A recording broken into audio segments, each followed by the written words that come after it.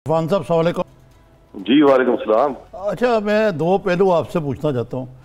एक तो ये कहा जा रहा है कि जो उनको 10 रोज़ की उन्होंने मोहलत दी हुई थी लाहौर हाई कोर्ट ने कि जब आपका कोई मामला हो नैब वाला तो नैब को 10 दिन उनको मोहलत देनी पड़ेगी। और इस बैकग्राउंड में नैब की उनके घर पर जो यलगार थी जुमे और हफ्ते के दिन उनको गिरफ़्तार करने के लिए, ये किस हद तक आप नैब के प्रोसिक्यूटर रहे हैं कि ये कानून के दायरे में थी और नैब अपने राइट्स के मुताबिक अमल कर रहा था? दूसरे ये कि आया ये कि ये बहुत ज़्यादा सोशल मीडिया पे ख़ास तौर पे इज़हार नाराज़गी किया जा रहा है कि ये बड़ी अनयूजुअल चीज़ है कि सैटरडे के दिन घर पे चीफ जस्टिस जो हैं लाहौर हाई कोर्ट के, उन्होंने हमजा साहब को मंडे तक की हियरिंग तक की बेल दे दी। वो अलग बात है कि आज वो उसमें तफसील हो गई। तो ये वाकई को अनयूजुअल बात है कि इस तरह घर पे कोई रिलीफ दे देना। ये बिल्कुल भी अनयूजुअल बात नहीं है। लोगों को मेरा ख्याल है इस बात का पता ही नहीं है, यहाँ शायद तजर्बा नहीं रखते। मुझे याद है एक दफ़ा मेरे क्लाइंट थे तो उनकी ज़मानत लेनी थी और मैं छुट्टी वाले दिन चीफ जस्टिस साहब के घर गया था और छुट्टी वाले दिन हमने उनकी ज़मानत ली थी, यानी जाके चीफ जस्टिस और लाहौर हाई कोर्ट से।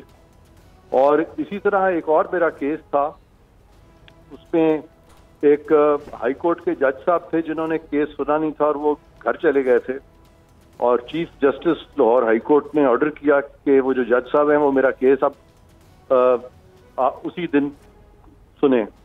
उसके बावजूद वो घर चले गए और जब उनको पता चला कि चीफ जस्टिस साहब ने ऑर्डर किया कि उसी दिन सुने, तो जज साहब ने मुझे फ़ोन किया और उन्होंने कहा कि जी आपका कोई केस आया था, आपको बहुत जल्दी है। तो मैंने कहा जी बहुत जल्दी है।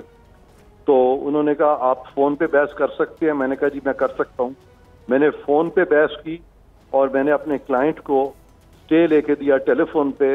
और जज साहब जो हैं वो बड़े मशहूर जज साहब थे और वो हमारे सुप्रीम कोर्ट के, और वो तब वो हाई कोर्ट के जज थे, उनका नाम था जस्टिस मुनीर शेख। तो इस तरह की बहुत सारी मिसालें हैं, बल्कि मैं समझता हूँ कि हाई कोर्ट्स की रजिस्ट्री, सुप्रीम कोर्ट की रजिस्ट्री 24 घंटे खुली रहनी चाहिए। जज साहिबान जो हैं इनको हर वक्त इस तरह के केसेस में इमरजेंसी सूरत हाल अगर किसी की हो तो वो बिल्कुल इनसे रजू कर सके। और ये 24 आवर्स, बिकॉज ये एक पब्लिक सर्विस है जो हमारे जज साहब कर रहे हैं। नहीं, लेकिन इरफान साहब टेक्निकली और लीगली स्पीकिंग, क्या जज एक दफ़ा अपनी अदालत बंद कर देता है तो वो फिर उसके बाद जज नहीं रहता? नहीं नहीं नहीं, he is a continues to be a जज। वो सिर्फ साकिब निसार साहब थे जो कि कोर्ट से बाहर निकल के तो वो मुख्तलिफ इदारों के मुआयने पे चले जाते थे। वो काम जज का नहीं है, वो बल्कि मैं समझता हूँ कि मिस यूज ऑफ अथॉरिटी के जुमरे में आता है। लेकिन अगर कोर्ट रिलेटेड मैटर अगर वो घर में सुन लेते हैं तो उसमें कोई हर्ज नहीं है। या फॉर सम रीजन अगर कोर्ट का वहाँ बंद है या वो नहीं खुला और जज कहीं भी कोर्ट लगा सकता है, उस पे प्रोवाइडेड के मैटर जो है वो कोर्ट से रिलेटेड हो। तो अच्छा, ये मैटर्स जी जी ये चीफ जस्टिस साहब हमारे जो साबिक हैं साकिब निसार, इससे याद आया कि वो आजकल डेलस की सैर कर रहे हैं। वहाँ उन्होंने कहीं खिताब करते हुए कहा कि मैंने जुडिशल एक्टिविज्म ज़रूर रहा मेरे दौर में, मगर अदलिया ने अपने दायरा कार से अख्तियार से बल्कि तजावुज़ नहीं किया। क्या आप इत्तफाक करते हैं उनकी स्टेटमेंट से? मैं बिल्कुल इत्तफाक नहीं करता। मैं समझता हूँ कि उन्होंने अपने इख्तियारात से तजावुज़ किया है और हमारे पास 3-4 मुल्कों की बड़ी रिसेंट मिसालें हैं जहाँ पे उनके चीफ जस्टिस ने मिस यूज ऑफ अथॉरिटी की थी और वो चीफ जस्टिस साहिबान जो हैं वो पाबंदे सलासल हैं। इसमें इथोपिया के इसमें चीफ जस्टिस इथोपिया के, इसमें चीफ जस्टिस साउथ कोरिया के और इसमें डिप्टी चीफ जस्टिस जो हैं कीनिया की।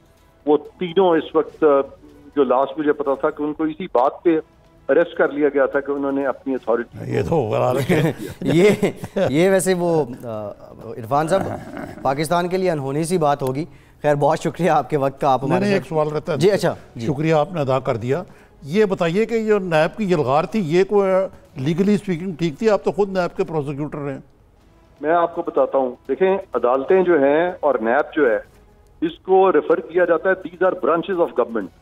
कोर्ट्स भी ब्रांच ऑफ गवर्नमेंट होते हैं और नैब और तमाम अदारे भी ब्रांच ऑफ गवर्नमेंट होते हैं। एक ब्रांच ऑफ गवर्नमेंट कह रही है आपने अरेस्ट नहीं करना, एक ब्रांच ऑफ गवर्नमेंट कह रही है आपने अरेस्ट करना है। इस तरह का उभाम से किसी भी सिटीजन को क्यों गुजारा जाए? तो इसका मतलब क्या हुआ? आपने कोई क्लियर जवाब नहीं दिया कि इसका मतलब ये हुआ कि हमारे जो इदारे हैं उन्हें आपस में इस तरह के फैसले नहीं करने जिससे कि लगे कि इदारों में एक तजाद है, क्योंकि अदालतों में और नैब में उस तरह का तजाद सामने नहीं आना चाहिए, और अगर तजाद आ जाए तो उसकी क्लैरिफिकेशन एक दूसरे को सीख करनी चाहिए एक दूसरे से।